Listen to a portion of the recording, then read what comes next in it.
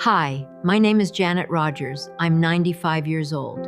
And before you keep listening, let me say this clearly. If you're young, don't make the mistake I made. If you're older, you might recognize yourself in my words. Before we continue, I want to ask you, where are you watching from? Tell me in the comments below. I read them all. Now, let me tell you why I'm speaking at 95. The lie I believed my whole life. For most of my life, I thought I understood what living meant. I thought life was about being responsible, doing what's expected, not disappointing anyone, working hard and staying quiet. That's what I was taught.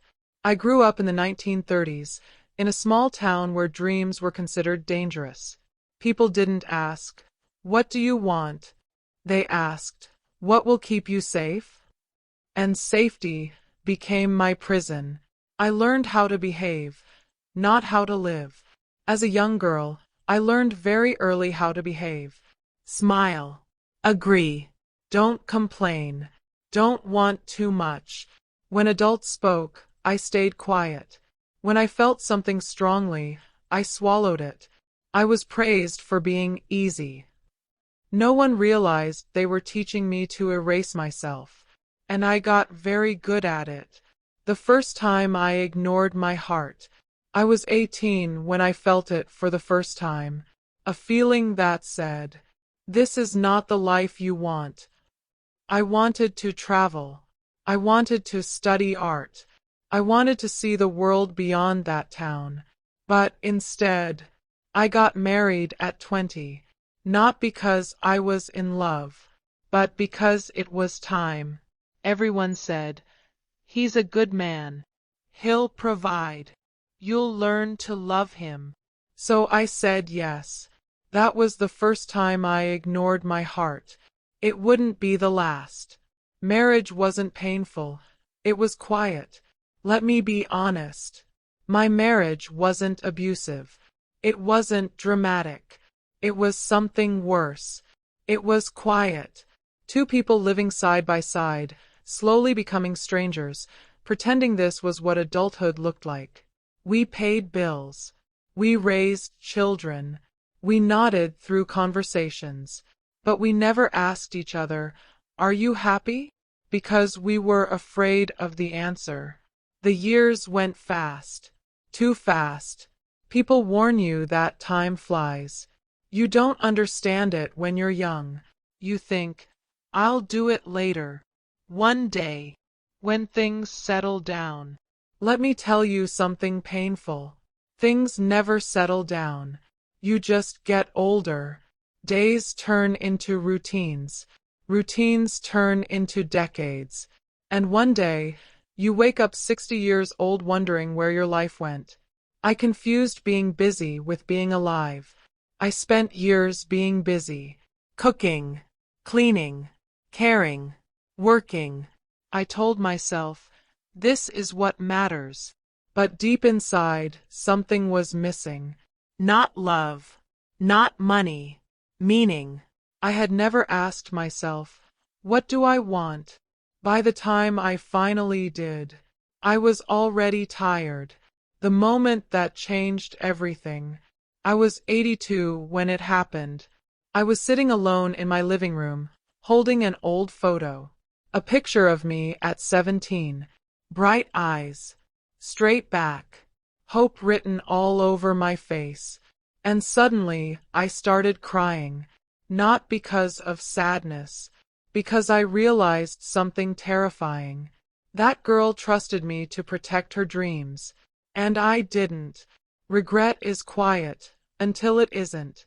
Regret doesn't scream at first. It whispers. It shows up late at night. In moments of silence. When distractions fade.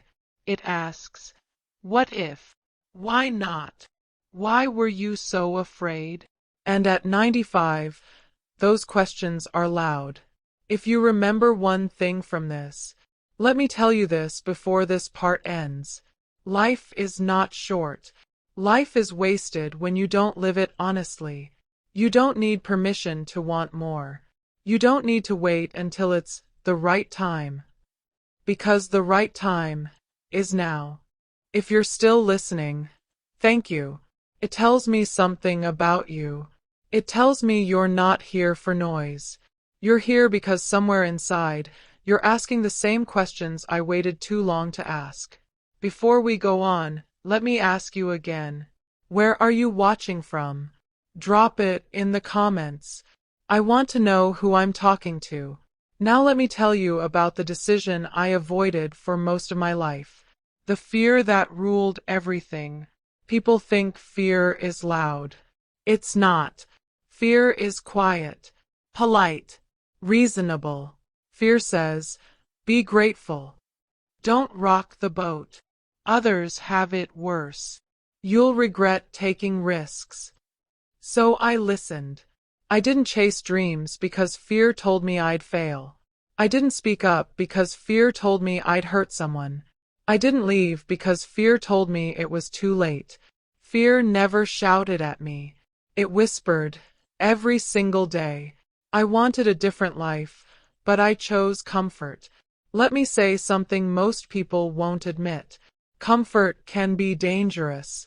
I wasn't miserable enough to escape. I wasn't happy enough to stay. So I stayed. I stayed in routines that numbed me. I stayed in conversations that meant nothing. I stayed in a version of myself that felt smaller every year. I told myself, this is adulthood. It wasn't.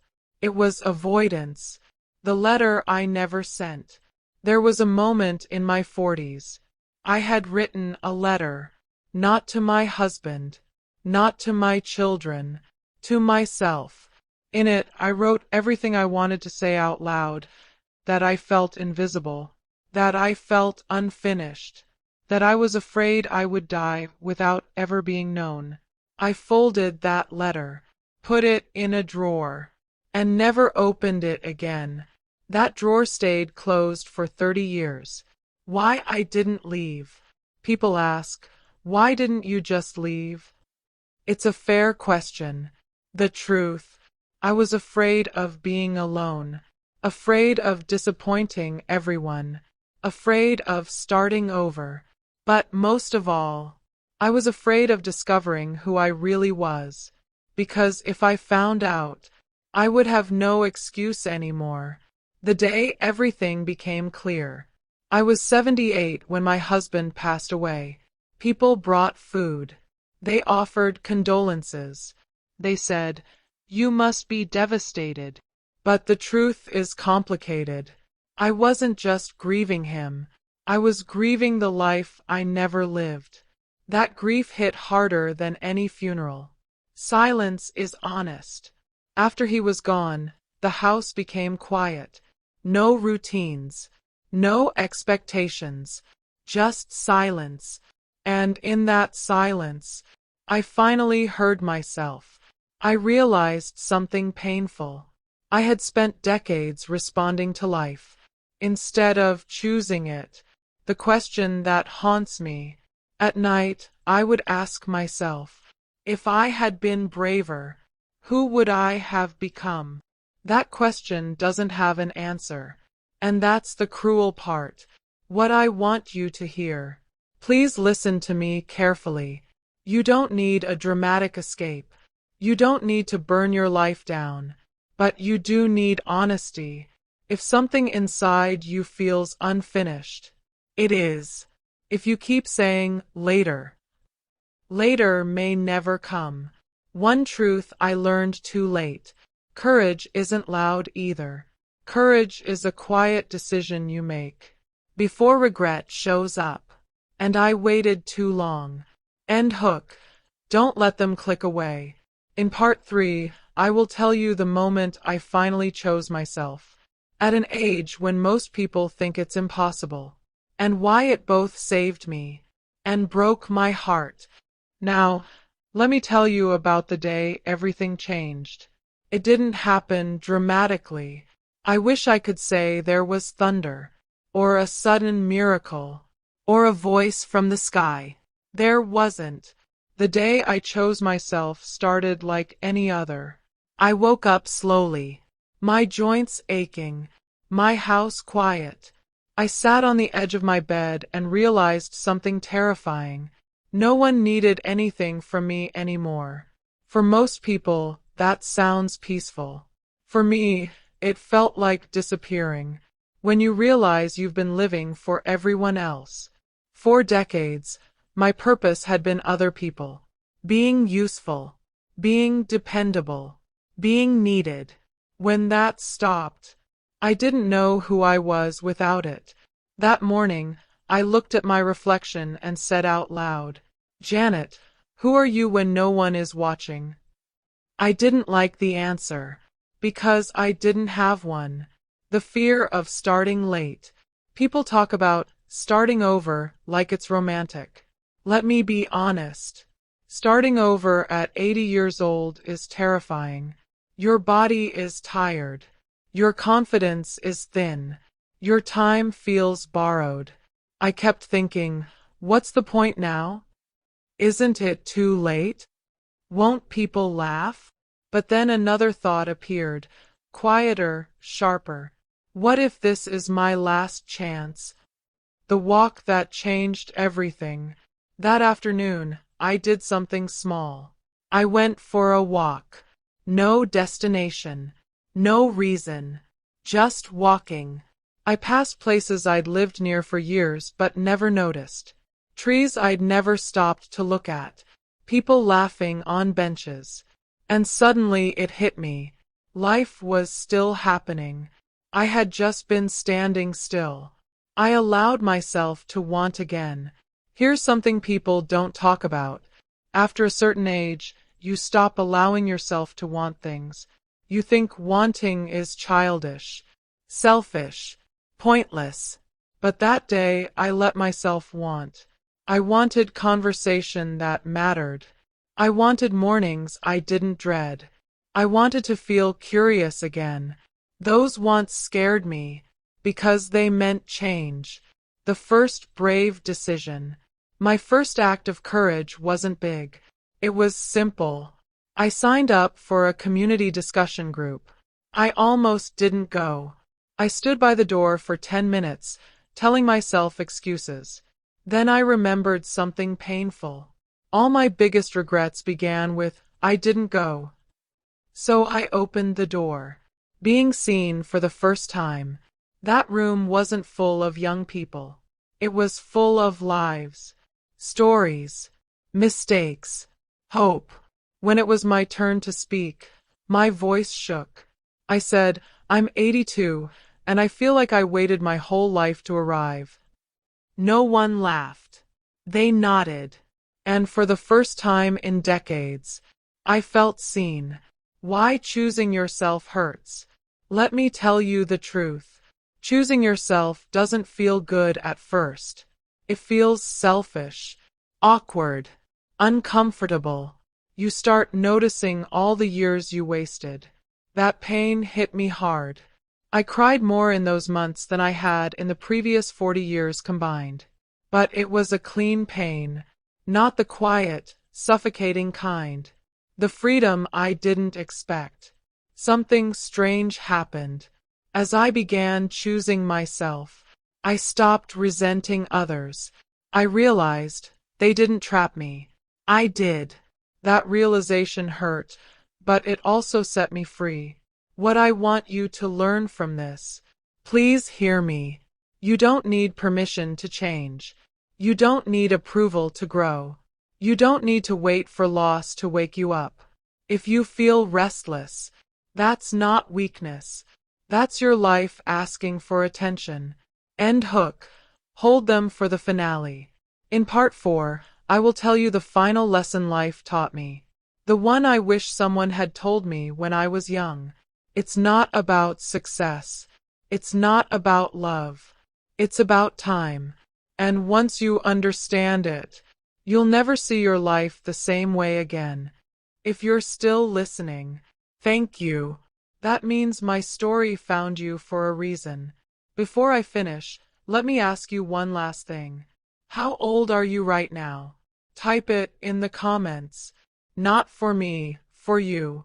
because age is not what you think it is. The biggest lie I believed.